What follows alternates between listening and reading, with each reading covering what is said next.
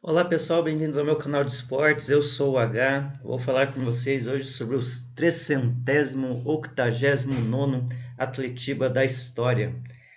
E ocorreu tanta coisa porque o clássico em si teve de tudo. Teve expulsão, teve pênalti no final, teve cadeira voando, teve juiz saindo escoltado, teve gols perdidos, teve gol anulado. É uma coisa assim que parece que todas as regras do futebol foram utilizadas hoje nesse clássico aí do, do futebol paranaense. Então nós começamos aí o jogo com o Curitiba muito agudo, jogando bem, envolvendo o Atlético. O Atlético, o primeiro lance, né, foi do Atlético, o pessoal se bateu ali, o goleiro bateu com o zagueiro e aí se atrapalharam pra caramba. E depois o Atlético praticamente não jogou, né? O Curitiba dominou todas as ações, ganhou o meio-campo. Tony Anderson jogou muito bem, fez grandes lançamentos. Chegou um momento ali que eu estava pensando que o Curitiba estava batendo pênalti a cada 5 minutos, porque foram 17 finalizações e pelo menos mais 5 ou 6 de cara ali com o Bento, né? Perderam o gol de uma maneira inacreditável. Como o pessoal costuma dizer, o Curitiba perdeu um caminhão de gols. Mas estava jogando tranquilo, na verdade.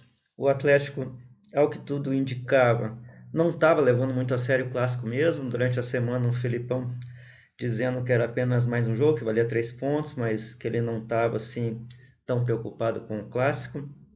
Tanto que colocou ali alguns jogadores reservas para poupar o time para jogar contra o Bahia aí no meio de semana. Então, mas o jeito que o Felipão armou o Atlético foi para se defender, mas não estava conseguindo nem fazer isso, porque de vez em quando tinha alguém na cara do gol do Bento para fazer o gol.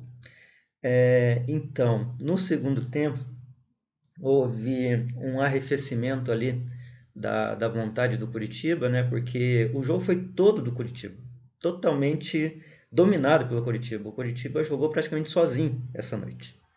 E chegava e perdia, chegava e perdia. Então, aí com o tempo ali, o Atlético não chegou a equilibrar as ações, em momento nenhum. Mesmo com as substituições ali que o Felipão fez, né? Porque o Felipão trocou o esquema ali para 4-4-2 para ver se equilibrava o meio-campo, mas o Curitiba continuava dominando o meio-campo. O Mourinho realmente botou o time no ataque, mas uma incompetência absurda, né, dos jogadores do Curitiba para chegar ao gol levaram aos 5 minutos finais que foram excepcionais. Primeiro porque o Vitor Roque entrou em campo e não estava pegando na bola, porque o Atlético não conseguia dominar as ações no meio campo. E daí um lançamento determinou praticamente a história do jogo. Quando o Vitor Roque recebeu a bola aqui na ponta direita e o Diego Porfírio fez uma falta nele e ele tomou o segundo cartão amarelo, tomou o vermelho. É, Ainda assim, o Curitiba continua mantendo as ações do jogo. O Mourinho foi lá e tirou o Martinez e colocou o Biro aqui no lugar ali do Diego Porfírio e resolveu ali a questão, tapou o buraco. E o Curitiba continuava em cima. Tanto que houve um lance inacreditável, né? Coisa de clássico mesmo, que o Curitiba cabeceou e a bola estava entrando, mas Bento, o Salvador, conseguiu tirar a bola praticamente de dentro do gol ali e conseguiu evitar a vitória do Curitiba, que estava muito desenhada mesmo. Quem viu esse jogo pensou, o Atlético não entrou em campo, não tinha condições do Atlético vencer esse jogo. Esse jogo estava perdido, esse 1-0 estava muito de bom tamanho, estava tava ganhando muito no lucro, né, por ter conseguido esse 1 ponto. Mas aí o juiz estava pronto para apitar o final do jogo, aos 50 minutos, e o goleiro, o novo goleiro do Curitiba, porque eu até esqueci de mencionar, né? O Muralha não estava em campo dessa vez. Sabemos por quê, né? Não precisamos falar a respeito disso, né? O Muralha não tem atuado muito bem e foi dado ali uma chance para o Rafael William. que não foi praticamente exigido, né, nesse jogo, porque o Atlético não atacou. Apesar de uma quantidade imensa de atacantes, a bola não chegava. Então, o Rafael William foi disputar uma bola, o zagueiro tinha tirado a bola, mas o goleiro foi disputar. E o que aconteceu? Ele acertou o Vitor Roque.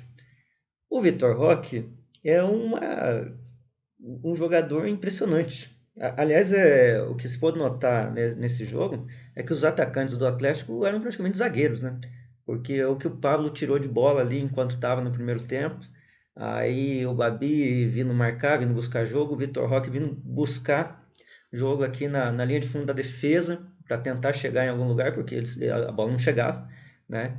E dois, três lançamentos do Coelho e mudou a história do jogo. Porque o juiz estava pronto para apitar o final do jogo e o Rafael William acertou ali o Vitor Roque. Aí o que aconteceu? Foi recomendada a revisão do VAR. Ele ficou ali um tempo olhando. Eu até olhei ali o lance umas duas, três vezes, fiquei em dúvida também, mas por um ângulo ali dava a impressão realmente que o Rafael William tinha dado um safanão ali no Vitor Roque. E foi assim que entendeu o árbitro. O árbitro marcou o pênalti, confusão para lá, confusão para cá, o pessoal do Curitiba não estava deixando cobrar o pênalti, quem foi bater foi o Kelvin, porque os dois batedores de pênalti do Atlético tinham saído, né? O Terans e o Pablo, e o Kelvin bateu e fez o gol. E o Atlético venceu essa partida. Olha que coisa impressionante. Então é assim, falando em termos de futebol paranaense, seria muito melhor que o Curitiba tivesse vencido, já que o Curitiba está numa situação grave aí. Não, não grave, né? Mas assim, perdeu muitas posições, tinha perdido muito, estava jogando em casa, tinha toda a vantagem e poderia realmente se estabilizar melhor ali no Campeonato Brasileiro. Mas o futebol é assim. Tem muito aquela história, né? Quem não faz, toma. O Corinthians perdeu pelo menos uns 7 gols na cara do gol. E fora as defesas milagrosas ali do Bento, né? Que eu contei ali pelo menos umas três. Uma milagrosa, né? E outras duas, assim, defesas sensacionais de bom goleiro, né? Como a gente está bem servido de goleiros, né? A gente, que eu digo o Atlético, né? Porque infelizmente o Curitiba está nessa dificuldade de arrumar algum goleiro. Mas hoje, excepcionalmente, não podemos falar nada do Rafael William porque realmente não foi testado, né? Seria a consagração se ele tivesse pegado o pênalti, mas pô, você não dá para qualificar um goleiro por pênalti, né? Pênalti é pênalti, a vantagem é toda do cobrador. Se pegar, poderia dizer que é sorte, né? Porque o goleiro pegando pênalti é muito difícil. E aí, esperamos aí que para mais adiante aí o Rafael possa mostrar aí o seu trabalho e de repente cometer menos erros do que o Muralha vem cometendo, né? E aí o Curitiba possa aí ter achado o seu goleiro.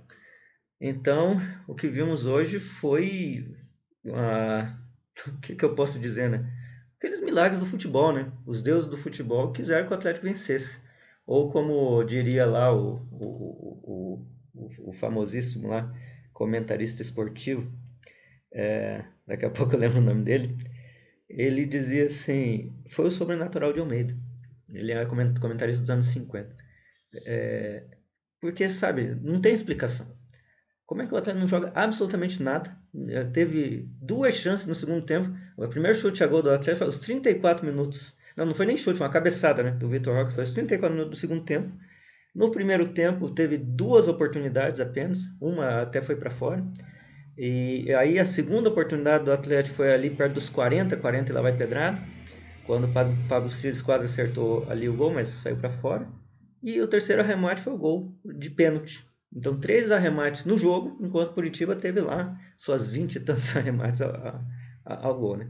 Mas o que se pode dizer?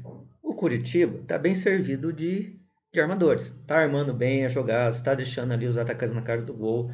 É um grande time de futebol. Teve uma tarde infeliz. Poderia ter goleado o Atlético, poderia ter feito uma goleada histórica, né? Poderia ter vencido, mas não venceu. Infelizmente no futebol é assim, você perde oportunidades, né?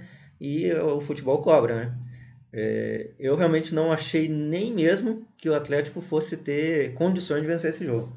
E acabou vencendo por 1-0, gol de pênalti, que melhorou em muito, né, a situação do Atlético aí na tabela de classificação. Tem muita gente empatada ali, né? Mas o Atlético ali ainda está entre os quatro. com 21 pontos, né? Inclusive recuperou aí a posição que tinha perdido para o Galo, né? Que o Galo estava tomando a posição do Atlético e o Atlético voltou à posição ali de quarto colocado do Campeonato Brasileiro. Então, esse Atletiba foi histórico, né?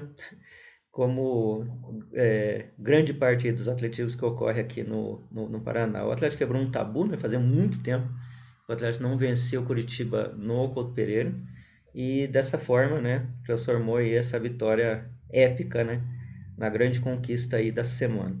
O Atlético agora vai ter o Bahia, né, para disputar aí a vaga no meio da semana pela Copa do Brasil. E como eu disse, o Filipão acabou poupando alguns jogadores aí, vai entrar com a força máxima, mas o Atlético tem tido dificuldade na criatividade do meio-campo. Talvez ali pela quantia pouca ali de jogadores, né, tarimbados para isso. O Gomoro fez bastante falta ali, porque o Gomoro é um grande volante, mas ele tem um bom passe. Então ele faz bons lançamentos, ele passa muito bem ali, ele faz uma boa tabela ali com o Terans, às vezes até arrisca chute. E hoje, infelizmente, eu não estava presente por essa questão aí de cartões e tudo mais. Mas contra o Bahia, provavelmente ele vai estar presente. E aí nós vamos ter maiores condições aí de vencer o Bahia. Esperamos aí que seja um bom jogo aí entre Atlético e Bahia. Vai ser jogado lá na Fonte Nova, né? Se não me engano. Mas pelo menos vai ser no estado da Bahia, vai ser o mando do Bahia. E vamos ver aí o que o Atlético pode fazer aí pela Copa do Brasil. Curitiba volta ao Campeonato Brasileiro no próximo final de semana. E aí tem toda uma semana aí para trabalhar. Não acho que tem que mudar muita coisa, porque é, fez um bom futebol. Trabalhou bem. A questão foi só no final ali que não conseguia, né, arrematar bem. Talvez tenha que treinar finalizações, né, os seus atacantes. De repente, algumas daquelas bolas, né, se o Léo Gamalho tivesse em campo, talvez ele fizesse alguma coisa, porque ele acabou entrando no final e não teve ali muita condição, né, de fazer muita coisa. E aí o Curitiba vai trabalhar essa semana para tentar se recuperar no próximo fim de semana. Gostou? Inscreva-se no canal, favorite positivo o vídeo, divulgue nas suas redes sociais, avise seus amigos aí sobre a minha disposição em falar sobre os times paranaenses no Campeonato Brasileiro. E vejo vocês aí na próxima oportunidade que terei que analisar mais um jogo de um time do futebol paranaense. Bom dia, boa tarde, boa noite, boa horário.